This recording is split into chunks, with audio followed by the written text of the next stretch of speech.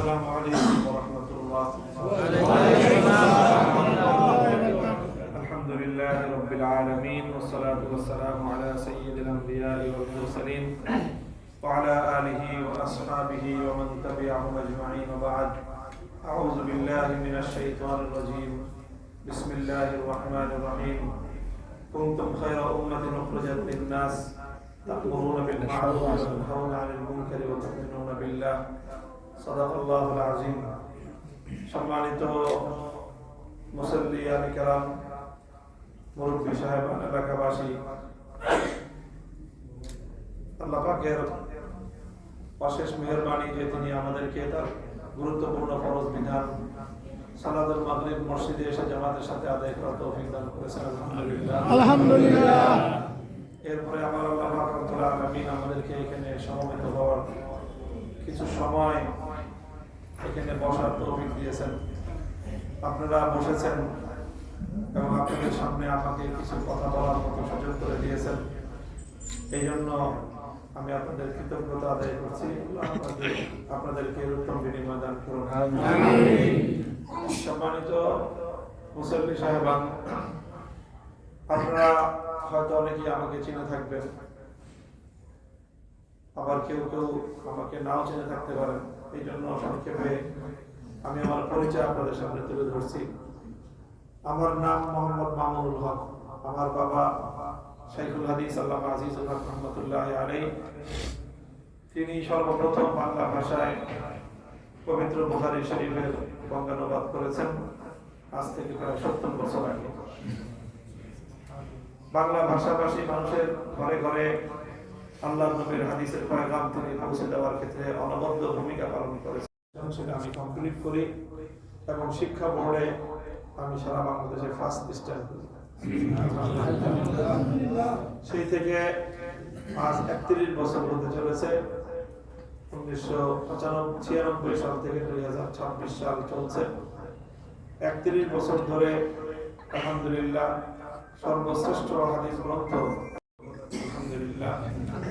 পাশাপাশি আমি আবার দেশ, জগৎ, সমাজনীতি, অর্থনীতি, রাষ্ট্রনীতি এইসব বিষয়গুলো আরো ভালো করে বোঝার জন্য, জানার জন্য সাধারণ জেনারেল লাইনে পড়াশোনা করেছি এবং অর্থনীতির উপর অনার্স মাস্টার্স করে আমি একটা প্রাইভেট ইউনিভার্সিটিতে অনেকদিন খণ্ডকালীন শিক্ষকতা করেছি।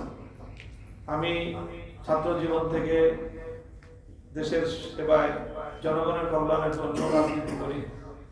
একেবারে একটা থানা পর্যায়ের সাধারণ দায়িত্ব থেকে আল্লাহ পাক রব্বুল আলামিন পর্যায়ক্রমে উন্নীত করতে করতে আজকে বাংলাদেশের একটি গুরুত্বপূর্ণ এবং আলোচিত একটি জাতীয় সংগঠনের সর্বোচ্চ দায়িত্ব আল্লাহ আমাকে উপনীত করেছেন। এই কথাগুলি বলার উদ্দেশ্য হলো যে সবকিছুর সাথে একটা ঘনিষ্ঠ সম্পর্ক, সমাজ, রাষ্ট্র, অর্থনীতি, সমাজনীতি, ধর্ম ইত্যাদি সব বিষয়ের সাথেই একটা জানাশোনা, পরিচয়, এটা আল্লাহ পাক রব্বুল আলামিন আমাকে করার তৌফিক দিয়েছেন।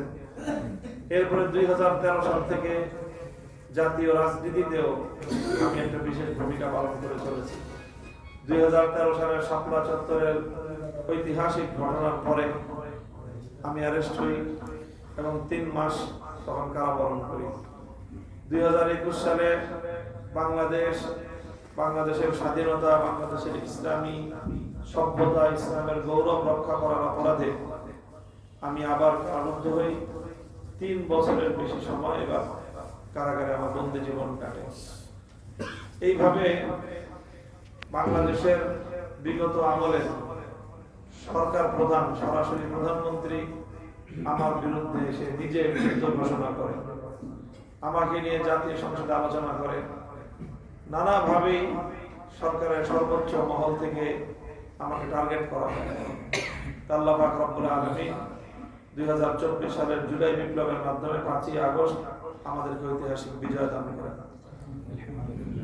5ই আগস্টের পর থেকে আজ 1.5 বছর পর্যন্ত বাংলাদেশের রাষ্ট্র, রাজনীতি, প্রশাসন সব জায়গার উপরে আল্লাহ পাক রব্বুল আলামিন আমার একটা বিশেষ মূল্যায়ন, মর্যাদা এবং গুরুত্ব দান করেছেন।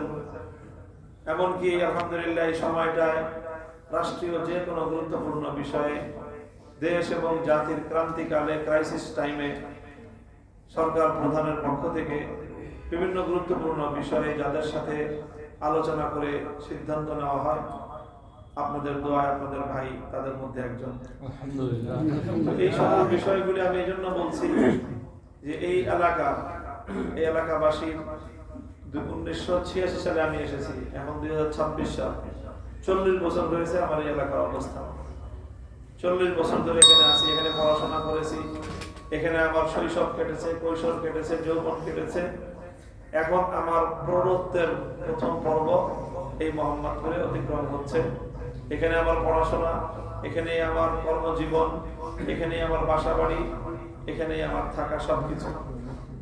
তো এই সবকিছুর সাথে মোহাম্মদপুরের মাটি, মানুষ, মোহাম্মদপুরের বাতাস, পরিবেশের সাথে দীর্ঘ 40 বছরের এই যাত্রায় আমি মনে করি যে আমার উপর মোহাম্মদপুরবাসী মানুষের একটা হক আছে।